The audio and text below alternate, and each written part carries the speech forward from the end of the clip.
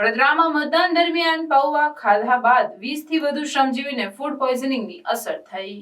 વડોદરા શહેરના ફતેગંજ વિસ્તારમાં આવેલા સૂર્યનગર ઝુંપડપટ્ટી નવાયાર્ડ વિસ્તારમાં આવેલ માઈ કૃપા સ્કૂલ પાસે ઇલેક્શનના સમય દરમિયાન બટાકા પૌવા ખાધા બાદ થોડા સમય બાદ 20 થી વધુ શ્રમજીવીઓને ફૂડ પોઈઝનિંગની અસર થઈ। પૌવા આરોગ્ય બાદ તમામને વોમિટિંગ અને પેટમાં બળતરા થતા 108 મારફતે તુરંત સારવાર અર્થે સયાજી હોસ્પિટલમાં ખસેડવામાં આવ્યા।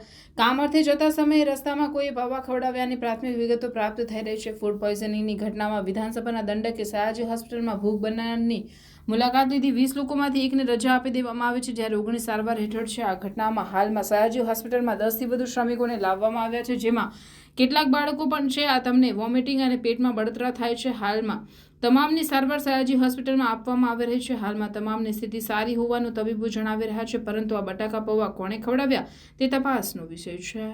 પ્રાર્થના સંદેશ ન્યૂઝની તમામ લેટેસ્ટ અપડેટ્સ માટે ચેનલને હમણાં જ લાઇક, શેર અને સબસ્ક્રાઇબ કરો।